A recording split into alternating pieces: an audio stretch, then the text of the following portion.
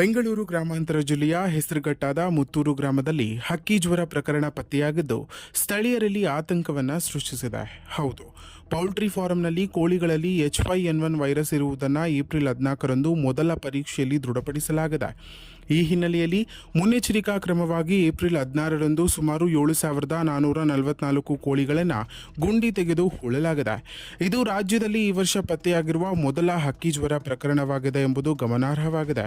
ಇನ್ನು ಈ ಬಗ್ಗೆ ಪಶುಸಂಗೋಪನಾ ಇಲಾಖೆ, ಆರೋಗ್ಯ ಇಲಾಖೆ ಮತ್ತು ಜಿಲ್ಲಾಡಳಿತ ಅಧಿಕಾರಿಗಳು ಸ್ಥಳಕ್ಕೆ ಭೇಟಿ ನೀಡಿ ಪರಿಶೀಲನೆ ನಡೆಸಿದ್ದು ವೈರಸ್ ಹರಡುವುದನ್ನು ತಡೆಯಲು ತುರ್ತು ಕ್ರಮಗಳನ್ನು ಕೈಗೊಂಡಿದ್ದಾರೆ.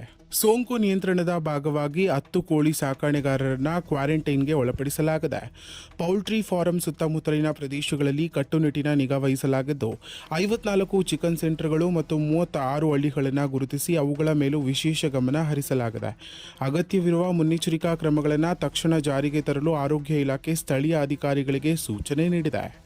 ಬೇಸಿಗೆ ಕಾಲದಲ್ಲಿ ಬಿಸಿಲಿನ ತಾಪಮಾನ ಹೆಚ್ಚಾಗಿರುವ ಕಾರಣ ಹಕ್ಕಿಗಳಲ್ಲಿ ಹಕ್ಕಿ ಜ್ವರ ಕಾಣಿಸಿಕೊಳ್ಳುವುದು ಸಾಮಾನ್ಯ ಎನ್ನಲಾಗುತ್ತದೆ.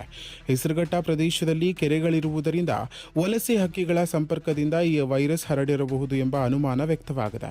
ಒಟ್ಟಾರೆ ಪರಿಸ್ಥಿತಿಯನ್ನು ನಿಯಂತ್ರಣದಲ್ಲಿಟ್ಟುಕೊಳ್ಳಲು ಸರ್ಕಾರ ಕ್ರಮ ಕೈಗೊಂಡಿದ್ದು ಜನರು ಆತಂಕ ಪಡುವ ಅಗತ್ಯವಿಲ್ಲದಿದ್ದರೂ ಮುನ್ನೆಚ್ಚರಿಕೆ ಕ್ರಮಗಳನ್ನು ಕಟ್ಟುನಿಟ್ಟಾಗಿ ಪಾಲಿಸುವಂತೆ ಅಧಿಕಾರಿಗಳು ಮನವಿ ಮಾಡಿದ್ದಾರೆ. ಇನ್ನಷ್ಟು ಸ್ಥಳೀಯ ಮಾಹಿತಿಗಾಗಿ ನಮ್ಮ MMK ಯೂಟ್ಯೂಬ್ ಚಾನೆಲ್ ಅನ್ನು ಸಬ್ಸ್ಕ್ರೈಬ್ ಮಾಡಿಕೊಳ್ಳಿ.